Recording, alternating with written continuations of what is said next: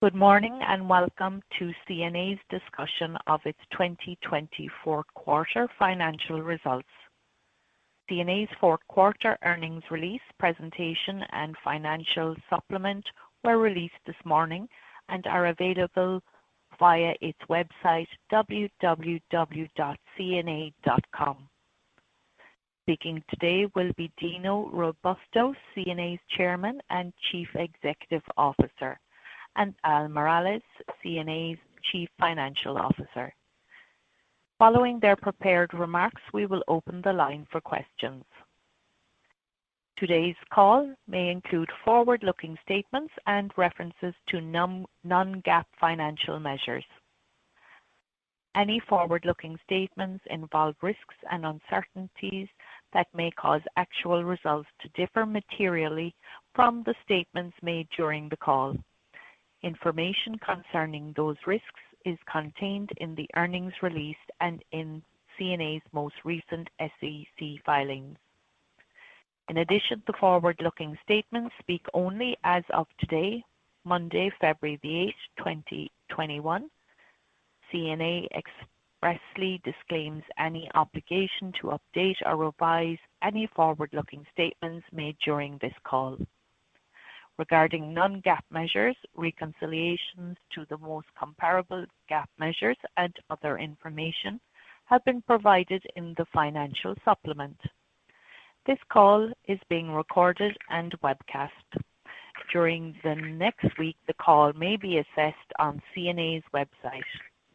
If you are reading a transcript of this call, please note that the transcript may not be reviewed for accuracy. Thus, it may contain transcription errors that could materially alter the intent or meaning of the statements. With that, I will turn the call over to CNA's Chairman and CEO, Dino Robusto. Thank you, Marguerite. Good morning, everyone. I am pleased to share our fourth quarter results and our full year performance in what was clearly an unprecedented year. Importantly, our industry rose to meet the challenges and effectively deliver on our commitments. I am very proud of our CNA employees who effectively serve the needs of our agents and brokers, as well as our insureds, and have positioned us well to continue to take advantage of the hardening market conditions. Before I provide detail on the quarter, here are a few highlights for the full year. Core income was $735 million, or $2.70 per share, and net income for the year was $690 million, or $2.53 per share. This compares to $979 million and $1 billion in 2019, respectively. The shortfall from the prior year is primarily attributed to the impact of the elevated pre-tax catastrophe losses of $550 million, which included a reserve charge for the pandemic of $195 million that we announced in the second quarter of 2020, as compared to $179 million of catastrophe losses in 2019. On the other hand, our P&C underlying underwriting profit for the full year increased 38% to $498 million, as the underlying combined ratio improved 1.7 points to 93.1%. It is the fourth consecutive year of improvement in the underlying combined ratio. The improvement in the underlying combined ratio came from both the loss ratio and the expense ratio. Our underlying loss ratio improved 0.8 points from 2019. A half a point of the improvement reflected the favorable claim frequency from the shelter-in-place directives. The frequency benefit was relatively muted for us because, as I said on the second quarter call, a substantial portion of our insureds are in essential industries such as healthcare, construction, and manufacturing, which were not subject to shelter-in-place restrictions. The expense ratio improved 0.9 points from 2019 to 32.6%, which reflected our disciplined approach to managing expenses as we grow the business and continue to make meaningful investments in talent, technology, and analytics. The all-in combined ratio was 100.9%, with 7.7 points of catastrophe losses and flat prior period development. Gross written premium growth, ex-captives, grew 9% in 2020, despite the impacts of the economic downturn, which reduced our exposure almost 3 points from the prior year. Net written premium increased 6% for the full year. We successfully achieved rate increases of 11% for the full year, more than double our 2019 rate increases, and new business was up 6% for the year. We continue to leverage this hardening market to build margin, all else equal, as rates continue to earn out above our long-run loss cost trends. The 11% of written rate we achieved in 2020 was 8 points on an earned basis for the full year, while our long-run loss cost trends were about 4 points. However, as I have said before, we are going to continue to be prudent on how we act on any margin due to the global pandemic's disruptive impact obfuscating claims trends, in particular, social inflation. Moreover, the economy has not recovered, nor have court dockets reverted to pre-pandemic activity. Therefore, we are staying the course. Turning to the fourth quarter. Our results in the quarter evidence our strong execution in every aspect of our business, including significant growth driven by double-digit rate, strong new business growth, and improved retention, as well as an improved underlying loss ratio and expense ratio. We also benefited from a low catastrophe quarter and strong investment performance. Core income for the quarter was a record $335 million, $1.23 per share, an increase of $70 million over the prior year fourth quarter. The increase was largely driven by improved underlying underwriting profits. Net income for the quarter was $387 million, or $1.42 per share, and was an increase of $114 million over 2019's fourth quarter. The P&C underlying combined ratio was 92.7%, a significant improvement over last year's fourth quarter result, and in line with Q3 results, both of which are the best two underlying combined ratios CNA has had in over 10 years. The all-in combined ratio was 93.5%, slightly more than 2 points of improvement compared to the fourth quarter a year ago, driven by commercial, which improved 4.4 points to 96.2%, and international, which improved 3.4 points to 96.9%.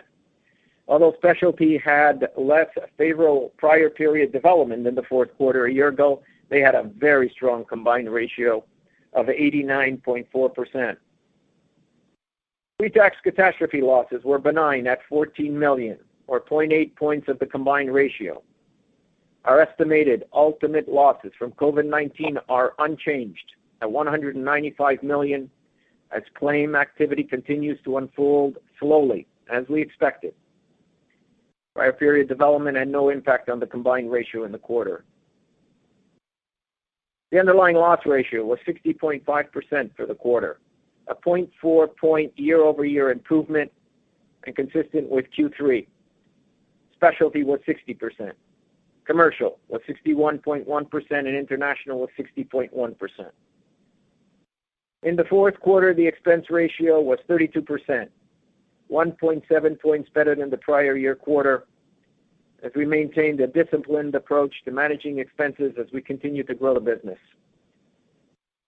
We are pleased with the improvement, and as our growth continues to earn out through 2021, we expect that to drive additional improvement.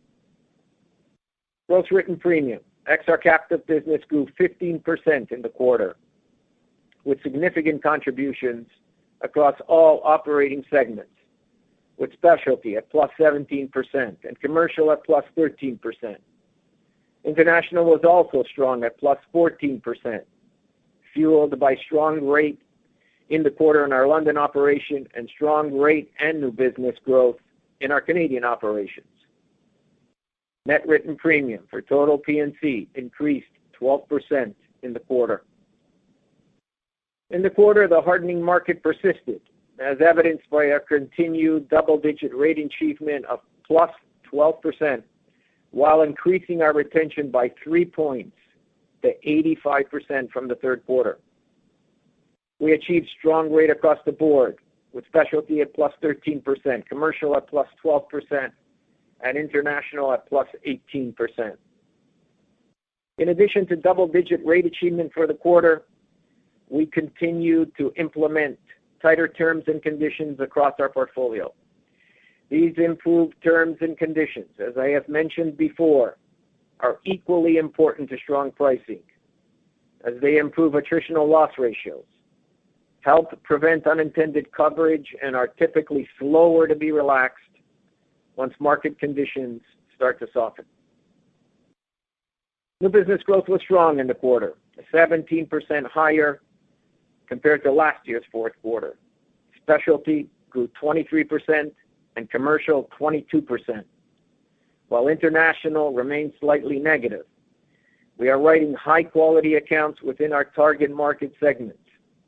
Examples, we continue to grow our profitable specialty affinity portfolio. We grew our very profitable construction segment within commercial, and we are building our management liability portfolio at a time when we can get excellent terms and conditions. We carefully monitor pricing on new business relative to renewal policies, and the new to renewal relativities have been stable all year across the portfolio, indicating rate on new business has increased commensurately and obviously contributed to the overall growth in new business. We are well positioned to grow in these hardening market conditions, and indeed, we believe it is the best time to grow. In addition to restoring pricing to needed levels and improving terms and conditions, the disruption from insurer dislocation in a hardening market causes broad remarketing by agents and brokers that also ferrets out tremendous high-quality new business opportunities. And we have been able to secure more of these opportunities as we are leveraging all the investments we have made in the last few years to deepen our specialized underwriting expertise and provide improved solutions to our customers. Finally, we completed our annual asbestos and pollution reserve review, which resulted in a non-economic after-tax charge of $39 million, which compares to last year's after-tax charge of $48 million. And we also had positive core income of $26 million from our life and group operations. Al will provide more detail on this, as well as our asbestos and pollution review. And with that, I will turn it over to Al. Thanks, Dino, and good morning to everyone. As Dino mentioned, I will provide more detail on the life and group results, as well as our corporate segment, including the asbestos environmental reserve review. Before I do that, let me just highlight a few items related to our overall results, as well as our P&C operations. Core income for the quarter was a record at $335 million, 26% higher than the prior year quarter result. With a core ROE of 11.4% for the period, we are certainly pleased with the close to 2020 and the significant progress made to build upon our underlying underwriting profitability. Dino spoke about this progress with regards to our combined ratio improvement. A meaningful contributor was the expense ratio. I would like to highlight the advancements made during 2020. Our fourth quarter expense ratio of 32% reflects significant progress on a year-over-year basis, as well as on a sequential quarter basis during 2020. The expense ratio improvement was reflected in all three of our P&C business segments, especially in international, notably recording improvements of 2 and 3 points respectively versus the prior year quarter.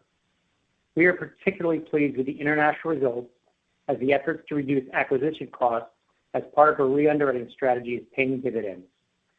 Likewise, with respect to specialty and commercial, the significant progress we've made on our expense ratio reflects our ability to grow while being disciplined about our expense spend and also making investments back into the business.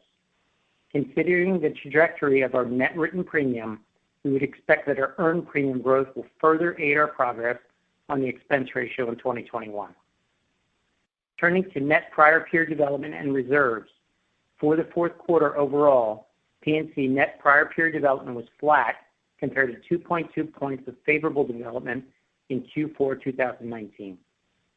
Favorable development, especially during the quarter, driven by professional and management liability, was offset by adverse premium development on general liability within commercial. For the full year 2020, overall development was essentially flat versus 0.7 points of favorable development in 2019. In terms of our COVID reserves, we've made no changes to our catastrophe loss estimates during the quarter. We continually review our COVID reserves, and our previously established estimate of ultimate loss remains appropriate, and our loss estimate is still virtually all in IBNR. Finally, with regards to the P&C operations, on January 1st, several of our reinsurance treaties renewed, the main ones being for management liability and casualty lines of business.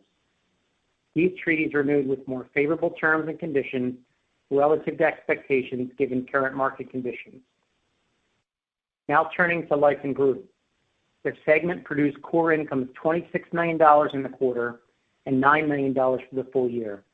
This compares to a Q4 2019 loss of $4 million and a full year 2019 loss of $109 million. Favorable long-term care results for full year 2020 relative to 2019 reflect the lower reserve charge in the current year relative to the prior year, as well as better than expected morbidity experience in 2020 amid the effects of COVID-19. Specifically, since the onset of COVID, we've experienced lower than usual new claim frequency, higher claim terminations, and more favorable claim severity as policyholders favor home health care versus the use of long-term care facilities. The higher level of claim terminations has largely been driven by an elevated level of mortality and claimant recoveries.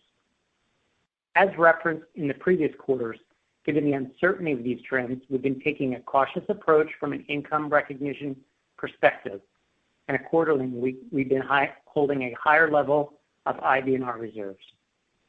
As well, in our annual gross premium valuation review completed in the third quarter of 2020, we did not build any of this favorable experience into our ongoing reserving assumptions.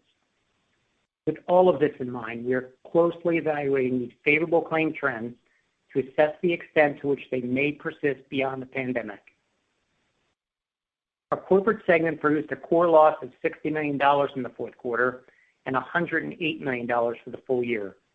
This compares to a $68 million loss in Q4 2019 and a $102 million loss for the full year 2019. The loss for Q4 2020 was driven by our annual asbestos environmental reserve review concluded during the quarter. The results of the review included a non-economic after-tax charge of $39 million, driven by the strengthening of reserves associated with higher defense and indemnity costs on existing claims, and this compares to last year's non-economic charge of $48 million. Following this review, we have incurred cumulative losses of $3.3 billion, well within the $4 billion limit of our loss portfolio transfer cover that we purchased in 2010, and paid losses are now at $2.1 billion. You will recall from previous year's reviews that while we continue to be covered under this LPT limit, there is a timing difference with respect to recognizing the benefit of the cover relative to incurred losses, as we can only do so in proportion to the paid losses recovered under the treaty. As such, the loss recognized today will be recaptured over time through the amortization of the deferred accounting gain as paid losses ultimately catch up with incurred losses. As previously announced, we've entered into a loss portfolio transfer transaction with a subsidiary of Enstar Corporation and related to legacy excess worker comp reserves. This non-core portfolio has been a runoff for over 10 years, and the transaction enables us to strengthen our focus on going forward operations while reducing potential future reserve volatility. The transaction closed on February 5th. Going forward, we report the impacts associated with this line of business and the associated loss portfolio transfer through the corporate segment. Turning now to investments. Pre-tax net investment income was $555 million in the fourth quarter compared with $545 million in the prior year quarter. The results reflected more favorable returns from our limited partnership and common equity portfolios relative to the prior year, more than offsetting the decline in net investment income from our fixed income portfolio and attributable to lower reinvestment yields. As a point of reference, the pre-tax effective yield on our fixed income holdings was 4.4% at Q4 2020 compared to 4.7% as of Q4 2019. Pre-tax net investment income for the full year was $1.9 billion compared with $2.1 billion in the prior year. While lower interest rates have certainly been a headwind to our net investment income, they have also driven the increase of our unrealized gain position on our fixed income portfolio, which stood at $5.7 billion at year-end, up from $5 billion at the end of the third quarter and $4.1 billion at the end of 2019. The change in unrealized during the quarter was driven by the tightening of credit spreads across the market, while risk-free rates have remained low. Fixed income invested assets that support our P&C liabilities had an effective duration of 4.5 years at quarter end. The effective duration of the fixed income assets to support our life and group liabilities was 9.2 years at quarter end. As usual, slides from our earnings presentation will provide you with additional details of the investment results and the composition of our investment portfolio. Our balance sheet continues to be very solid. At quarter end, shareholders' equity was $12.7 billion, or $46.82 per share, reflective of the increase in our unrealized gain position during the quarter. Shareholders' equity excluding accumulated other comprehensive income was $11.9 billion, or $43.86 per share. Book value per share ex AOCI and excluding the impact of dividends paid has grown by 6% over the last year. We have a conservative capital structure with a leverage ratio below 18% and continue to maintain capital above target levels in support of our ratings. In the fourth quarter, operating cash flow was strong at $367 million compared to $160 million during Q4 2019. On a full year basis, operating cash flow was $1.8 billion versus $1.1 billion for 2019, a significant increase substantially driven by the improvement in our current accident year underwriting profitability and the lower level of paid losses. In addition to our strong operating cash flow, we continue to maintain liquidity in the form of cash and short-term investments and have sufficient liquidity to meet obligations and withstand significant business variability. Finally, we are pleased to announce an increase in our regular quarterly dividend to 38 cents. This increase reflects our confidence that we can continue to grow our underwriting profits and build upon our financial strength. In addition, notwithstanding an extraordinary year in 2020, including the elevated impact of catastrophe on our results, we are pleased to declare a special dividend of 75 cents per share. With that, I will turn it back to Dino. Thank you, Al. In summary, we had a great quarter, generating record core income as we effectively leveraged the opportunities from the hardening market, as we did throughout the year. And we are confident in our ability to continue to do so as these market conditions persist in 2021. And with that, we are happy to take your questions. Thank you. If you would like to ask a question on the call today, please press star 1 on your telephone keypad. We will now pause for a moment to allow everyone to signal. And our first question comes from Gary Ransom from Dowling & Partners. Please go ahead. Yes, good morning. Good morning. On the rate outlook, do you take the fact that some of the lines are leveling out on rate increases, that perhaps the market is starting to approach adequacy, or maybe rate will start drifting down closer to loss trends over the next few quarters? I just wondered if you could comment on what you see in that trajectory. Yeah, It's a good question, Gary. I think, the way I see the quarter, I actually see it as further evidence of a sustained hardening market. You look at our rates at 12% overall for P&C. We also achieved that double-digit rate with 3 points increase in the retention. So it's 3/4 of double-digit rate, and I think you're going to see in any one subsegment, some lines can go up in a quarter, and some can even go down, and some will stay flat, because invariably you're going to have, a different mix of accounts of profitability, which ones might need more or less rate, where you might be going after, as an example, better terms and conditions. And so as you look at the quarter and where we got rate, we got strong rate in different areas that were higher.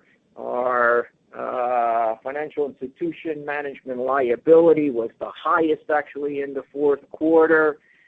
Healthcare does move quarter to quarter again based on the book, but it's 8 quarters, right, of double-digit rate on rate. And I think all of the conditions that everyone has talked about, the dynamics, COVID, the low interest rate environments, elevated caps, the history of rates and loss cost trends, I think this market is going to persist in 2021, albeit you might see some fluctuation quarter for quarter. As we look at January, Gary, our activity in January sees the market persisting, and so I'm not really sure when it'll start to flatten out, but we see a lot of opportunity, and quite frankly, I think it's needed, because it's going to take some time to make up for all of the dynamics that everyone's been talking about. So that's how I see the quarter. So I can take that you think the market is still generally has deficient rates. There's still a need for rate above loss. I do, and I think you're going to see that persist in 2021. Okay. Another question on the overall distortions of 2020 in looking at your reserves and loss picks. I guess I would assume that loss payments would be lower because courts were closed and maybe there's a little bit reduced frequency in some places. Does that mean we ended the year with proportionally more reserves, either case or IBNR? If you look at the numbers, is the mix of reserves higher at the end of 20 versus 19? Gary, I can take that. This is Al, and good morning. Yeah, I think that's fair, Gary. If you look at our cash flow, you can see obviously our operating cash flow is up year over year, and as well our paid to incurred are down. That is a reflection, obviously, of our stronger underlying profitability, but as well that we had a higher level of CAT, including COVID, some of which has not been paid out. So our pays are down, and particularly our CAT reserves are indeed up. And when you were picking your loss picks, were you just more or less ignoring 2020, kind of thinking about the trends from prior years, or how did you build in what you saw in 2020 in those loss picks? Prior to the Gary, prior to the pandemic, you'll recall, and we had articulated it on several calls, that we had seen we had increased some of our loss picks. We had increased our long-run loss cost trends actually about 100 basis points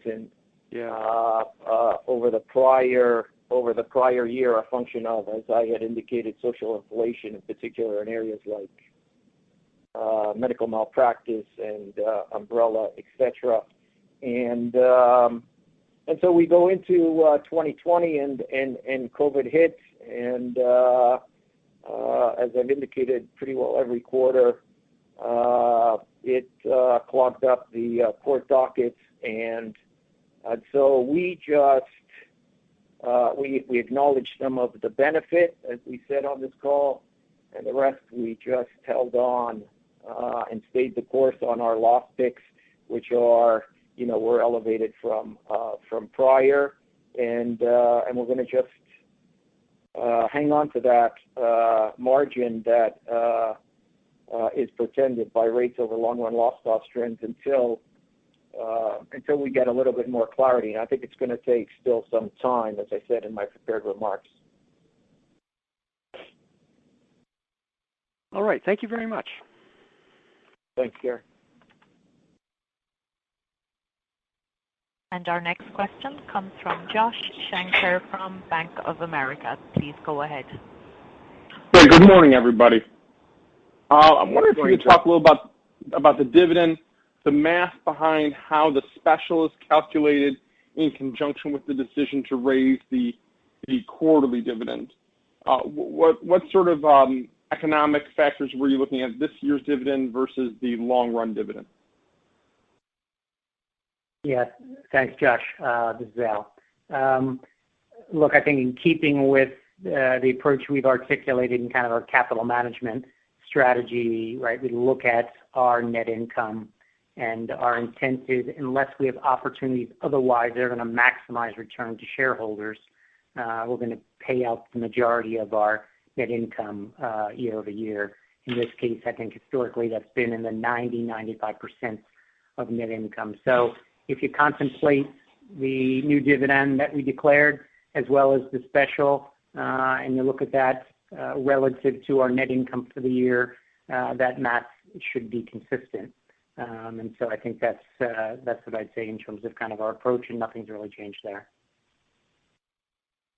Okay.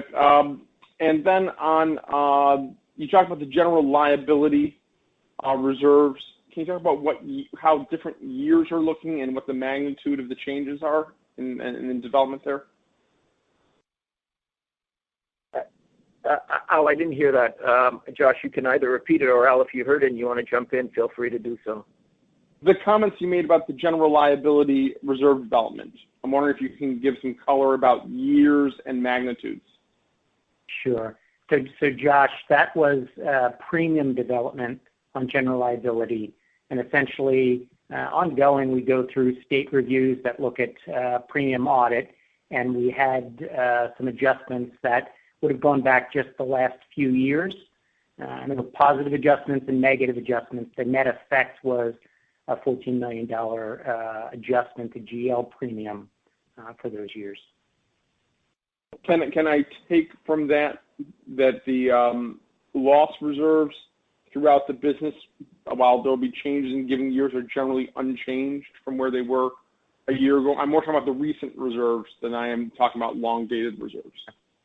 Yeah, no material change in loss reserves for the period for GL. Okay, thank you. And our next question comes from Meyer Shields from KBW. Please go ahead. Great, thanks. Good morning. Dino, I was hoping you could talk a little bit about. Oh, sorry. Good morning. I was hoping you could talk a little bit about whether there are any changes going on at Hardy that would impact the components of the combined ratio. I'm just assuming that the Lloyd's book is more subject to change in composition than your other segments. Yeah, so as you know, we've been in a process over the course of 12 to 18 months of re-underwriting that portfolio, and which, I had indicated would be largely completed in the fourth quarter, which it was. The biggest change was on the property side, in particular in our cat exposure. And over the course of the last 4, 5, 6 quarters, you saw a lot less impact in our cat results coming out of international, which used to be heavily impacted by the Hardy portfolio. So the goal going forward in Hardy is to leverage the specialties that we have at CNA, developed here and expanding there, and lines of business and segments like our profitable specialty segments, our profitable commercial segments, and it's going to be a lot more in line with what we do in the United States. But the biggest change you'll see in the cat exposure and evidenced by a lot less catastrophe activity in the last 6 to maybe 7 quarters. Okay, perfect. That's exactly what I was looking for. And I guess a question for Al. So we've seen some of the limited partnerships assets, I guess, move to life from P&C. Is that process done, and does that have any impact on your ability to raise rates on the long-term care book? Yeah. Thanks for that, Meyer. Yeah, so at the end of Q3 and through the reserve review for long-term care, we decided on a modest allocation to limited partnerships. And as you can imagine, given the long duration, that makes sense. That was a zero-sum change, basically, across P&C and life and group. We wouldn't anticipate that's going to have any material movement on our ability to get rate there. Really, it was all really part and parcel to our evaluation of our discount rate and what we think we could reasonably earn on our assets relative to the discount on the liabilities. So I don't anticipate that's going to given the allocation, that's going to meaningfully move anything on the rate adequacy front. Okay, perfect. It certainly makes sense. And just finally, if you could update us on commercial auto. It sounds like there were no reserve charges in the quarter. Does that product line seem reasonably priced? So, we have been, continuing to get strong rate on our auto, and got about 13 points of rate in the fourth quarter, and we've been doing that for a while, and we still have, a ways to go on auto. But clearly, it's moving in the right direction, and we didn't need to act on loss cost trends or loss picks in the quarter. Okay, excellent. Thank you so much. As a reminder, if you would like to ask a question, please press star 1 on your telephone keypad. That's star 1 to ask a question. Again, we will pause for one moment to allow people to signal.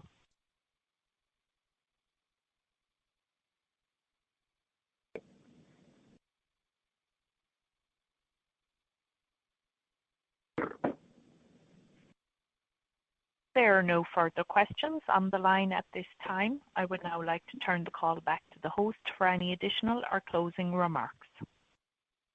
That's great. Thank you very much for joining us, and we'll see you in a quarter. Thank you.